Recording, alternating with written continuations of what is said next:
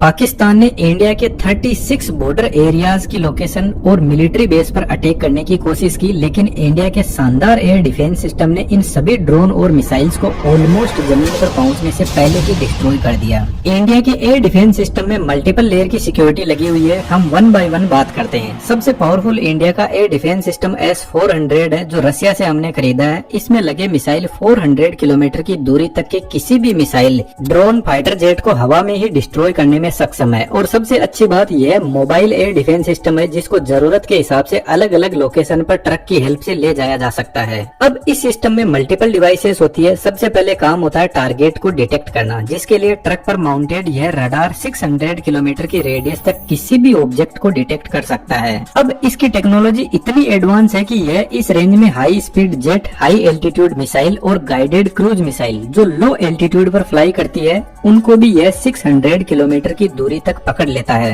और सबसे अच्छी बात, 300 प्लस टारगेट को यह एक साथ में पकड़ने में सक्षम है। टारगेट मिलने के बाद इंफॉर्मेशन कमांड पोस्ट को सेंड की जाती है। कमांड पोस्ट बेसिकली इस पूरे डिफेंस सिस्टम का ब्रेन होता है। यह देखकर समझता है कि जो टारगेट आ रहा है उसकी साइज कितनी बड़ी है, यदि मल्टीपल टारगेट आ रहे हैं तो सबसे पहले किसको फायर करना है, और सबसे इम्पोर्टेंट टारगेट के हिसाब से कौन से मिसाइल को लॉन्च करना है। जब यह डिसाइड कर लिया जाता है तो अब बारी आती है मिसाइल को लॉन्च करने की। यह काम ट्रक पर माउंटेड यह मिसाइल लॉन्चर करता है। हर लॉन्चर पर 4 ऐसे बड़े ट्यूब लगे रहते हैं जिनके अंदर मिसाइल होती है। तो एक लॉन्चर के पास में 4 मिसाइल होती है, लेकिन पीछे लगे कमांड यूनिट और रडार मल्टीपल ऐसी मिसाइल लॉन्चर को एक साथ में कंट्रोल कर सकते हैं। तो एक जो स्क्वाड्रन होता है उसमें टोटल 8 से 12 लॉन्चर यूनिट होते हैं। तो यदि 8 लॉन्चर यूनिट है तो 32 मिसाइल एक स्क्वाड्रन में होंगे। और इंडिया के पास में टोटल 5 स्क्वाड्रन है, जिसमें 160 missile any time stand by mode पर खड़े हैं, जिसका मतलब है इनको सिर्फ कमांड यूनिट के ऑर्डर का इंतजार रहता है। यह जो लॉन्चर यूनिट होता है यह कोल्ड लॉन्च टेक्नोलॉजी यूज करती है, जिसमें ट्यूब के नीचे एक गैस जनरेटर होता है और इस गैस जनरेटर में एक सॉलिड प्रोपेलेंट फ्यूल को भरा जाता है। तो जब मिसाइल लॉन्च होती है तो इस प्रोपेलेंट के अंदर एक हल्की चिंगारी से आग लगाई जाती है और यह प्रोपेलेंट इस टाइप का होता है कि यह कम टेम्परेचर पर जलने लगता है और हाई गैस आउटपुट देता है, जिससे कैनिस्टर के नीचे की साइड में हाई प्रेशर जनरेट होता है। लगभग 50 से 100 बार का प्रेशर जनरेट कर देता है।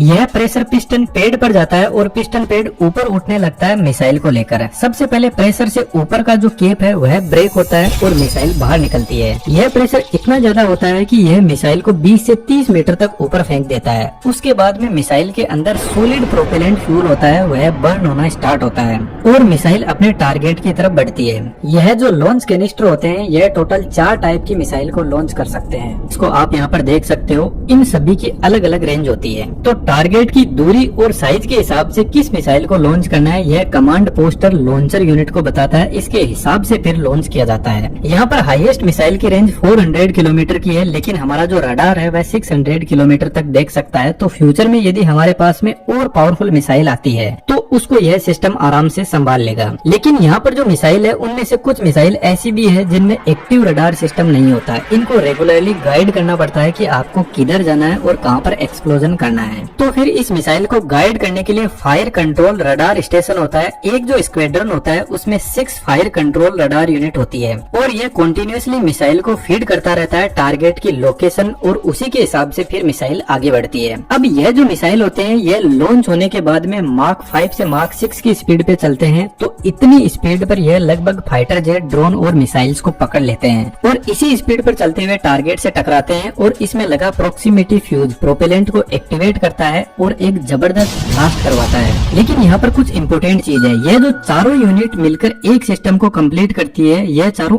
अलग अलग जगह पर होते हैं जिनकी लोकेशन जनरली किसी को पता नहीं होती। तो पाकिस्तान के जितने भी मिसाइल्स और ड्रोन आए थे उनको इसी सिस्टम ने हवा में ही डिस्ट्रॉय कर दिया। लेकिन एक बात सोचने की है, यदि मान लो कोई छोटा ड्रोन आ रहा है और उसको यदि हम मिसाइल से उड़ा रहे हैं तो यह कोई समझदारी वाली बात नहीं है, क्योंकि 5 रुपए की चीज पर 100 रुपए खर्च करना थोड़ा अनफेयर लगता है। तो फिर हमारी गवर्नमेंट ने और भी एयर डिफेंस सिस्टम की लेयर्स को इसमें ऐड किया, जिसमें सबसे पहले ऊपर नाम आता है आकाश एयर डिफेंस सिस्टम। और सबसे अच्छी बात यह है कि यह अपना सेल्फ मेड इंडिया का है, जिसको DRDO ने बनाया है और यह सिस्टम 2007 से ही एक्टिव है। यह सिस्टम टोटल 3 मिसाइल्स यूज करता है और तीनों तीनों की आप रेंज देख सकते हो, जिसमें मैक्सिमम रेंज 70 किलोमीटर है। इस सिस्टम की स्पीड S-400 वाली मिसाइल से लगभग हाफ है, मार्क 2.5 तक। अब जो मिसाइल की वर्किंग होती है वह लगभग सभी की सेम ही होती है। मिसाइल के आगे के पोर्शन में इनका नेविगेशन सिस्टम और कंप्यूटर सिस्टम होता है। सेंटर में वॉरहेड होता है जो फाइनली टकराने के बाद में एक्सप्लोजन करता है, और लास्ट में सॉलिड प्रोपेलेंट मोटर होता है जो मिसाइल को आगे बढ़ाते हैं। अब ऐसे जो मिसाइल होते हैं जिनमें ऑन बोर्ड सीकर सिस्टम नहीं होता है, यह बेसिकली खुद से टारगेट को ट्रैक नहीं करते हैं। ग्राउंड से रडार इनको इन्फॉर्मेशन देता है कि आपको कहां और किधर जाना है। और इस चीज का इन मिसाइल्स को फायदा भी मिलता है कि यदि कोई जेमर सिस्टम लगा हुआ है तो वह इसके सिग्नल को ब्लॉक ही नहीं कर पाएगा, जिससे मिसाइल कंफ्यूज नहीं होगा और अच्छे से टारगेट को उड़ा पाएगा। अब यह जो सिस्टम होता है इसके पास में अपने रडार और कंट्रोल यूनिट होती है जो 25 किलोमीटर के एल्टीट्यूड तक टारगेट को हैंडल करता है। इसके बाद में सिक्योरिटी की नेक्स्ट लेयर, जिसमें medium range surface air missile system भी इंडिया के पास में अवेलेबल है, जो फास्ट मूविंग ड्रोन के हिसाब से ऑप्टिमाइज्ड है और 70 से 100 किलोमीटर के एरिया में अच्छे से काम करता है। इसके अलावा हमारे पास में एयर डिफेंस की एक और लेयर है जो मुझे काफी शानदार लगी, इंटीग्रेटेड काउंटर यूएस ग्रिड। ये कोई अमेरिका का नहीं है बल्कि डीआरडीओ का बनाया हुआ ही सिस्टम है। यह